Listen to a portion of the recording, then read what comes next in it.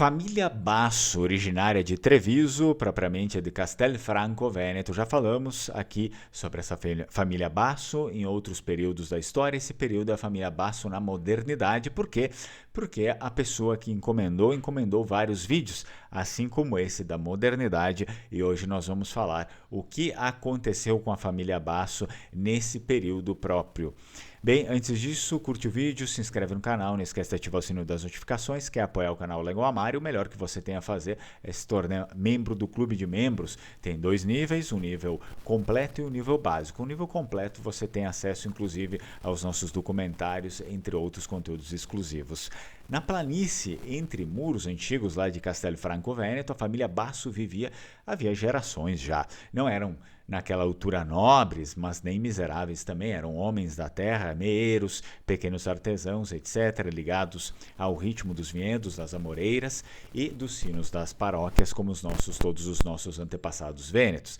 Diziam ali que os Bassos eles tinham mão pesada, para o trabalho e um silêncio constante no olhar, um silêncio, claro, aprendido durante séculos de muitas invasões, às vezes estrangeiras, que surgiram na nossa região. No fim lá do século XVIII, quando a República de Veneza ainda respirava seus últimos dias, os Basso cultivavam, por exemplo, trigo e criavam bichos da seda para os comerciantes trevisanos. A Sereníssima parecia eterna aos olhos dos vênetos, de toda a população vêneta. A República de Veneza governava havia séculos e mesmo diante das aldeias do interior, era ela a única chefe, a única que mandava e colocava ordem em tudo e todos. Então, vieram os franceses.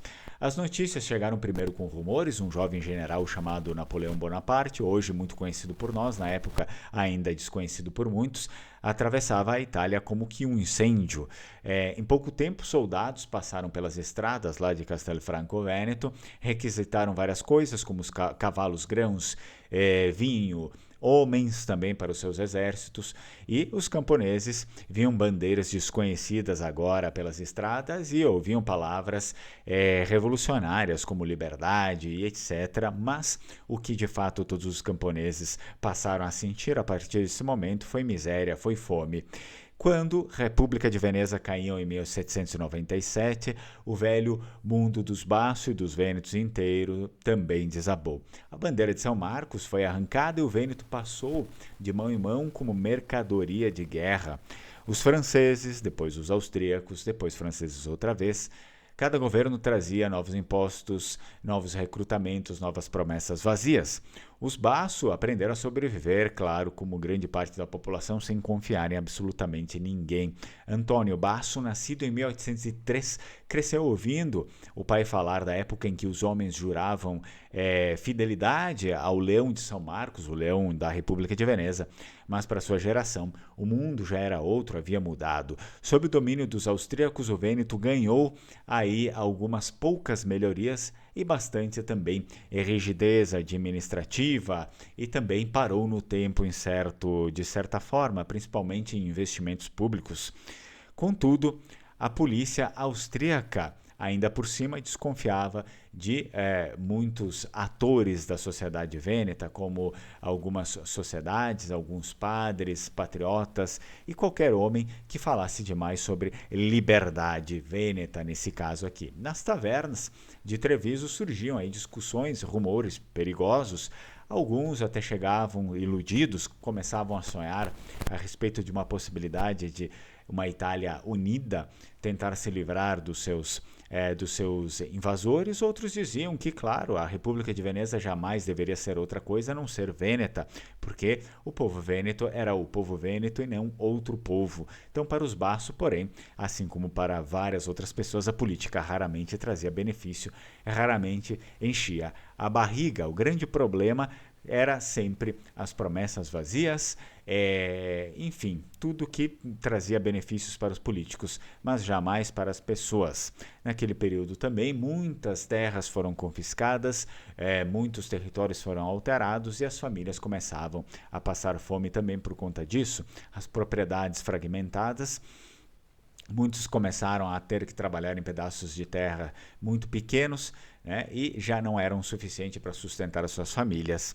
As crises agrícolas de 1840 e também 1850 acabaram por agravar completamente tudo. Havia doenças nas videiras, fome, dívidas, jovens saindo das suas aldeias originais para procurar trabalho em outros locais maiores, como a própria cidade de Treviso, ou Pádua, ou também Veneza, e outros simplesmente desapareciam pelas estradas do Império, eu devo lembrar, o Império Austríaco. Em 1848, quando as revoluções então explodiram pela Europa, Castelo Franco também sentiu tremor. Falava-se ali de insurreição em Veneza, de barricadas de guerra contra os austríacos.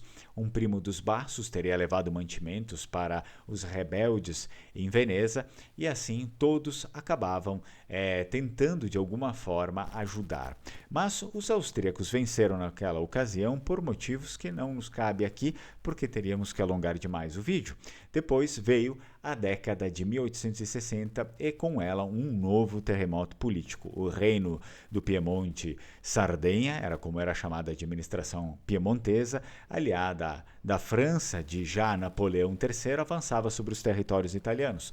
Em 1866, após a guerra e acordos diplomáticos, o Vêneto seria anexado, enfim, ao recém-criado Reino da Itália, um reino criado com a ajuda da França. O povo ouviu falar então de um certo plebiscito italiano, que foi, na verdade, ordenado pelos franceses, mas a Itália o cumpriu para ganhar respaldo e assim anexar o território aos suas posses. Mas, em muitas aldeias, aquilo que parecia decidido antes mesmo do voto existir, se confirmou logo mais depois quando as pessoas foram votar, ou seja, as pessoas viram que realmente tudo já estava decidido antes, que o plebiscito era apenas uma ferramenta para legitimar. Por quê? Porque o voto foi praticamente de cabresto. Autoridades locais pressionavam, jornais anunciavam a inevitabilidade da união e poucos acreditavam que um camponês de Castelo Franco pudesse realmente mudar o destino político do Vêneto. Alguns celebraram a chegada da Itália inocentemente, outros sentiram que apenas trocavam Viena agora por Turim, porque Turim passava a ser a nova capital, então, da Itália. Depois se teve outras mudanças também de capital, até chegar nos dias de hoje, Roma, a capital histórica. Para os Bassos, a mudança trouxe, sobretudo, e não só para eles, mas para seus vizinhos e grande parte dos vênetos, novos impostos, serviço militar obrigatório para o Reino da Itália. Então, o Estado italiano precisava de soldados, por exemplo, estradas, dinheiro. Os pobres pagavam o preço da unificação agora, a partir desse momento. Luigi Basso, neto de Antônio, já citado aqui, nasceu lá por volta de 1858, cresceu lá num Vêneto já italiano, agora não mais austríaco, mas herdou a memória austríaca, é óbvio, do pai e a memória vêneta do avô, ou seja, a memória desses locais, dessas administrações. Via homens emigrando para a França, Suíça, América, né? Nas feiras apareciam, por exemplo, agentes prometendo terras fartas no Brasil, entre outras promessas. Diziam que do outro lado do oceano havia colônias onde um homem poderia finalmente possuir terra própria. No inverno, então, de 1887, depois de uma colheita ruim e de dívidas acumuladas, Luigi tomou a decisão. Venderam o pouco que tinham, algumas ferramentas móveis simples, 2 cabras. A mãe chorou ao fechar a porta da casa pela última vez. O pai permaneceu calado, olhando os campos úmidos e a planície vêneta. A viagem começou, como praticamente metade das viagens começavam, de carroça até o porto. Depois veio o navio, escuro, né, superlotado, cheio de pessoas ali. Havia febre, crianças chorando, cheiro de sal misturado à saudade.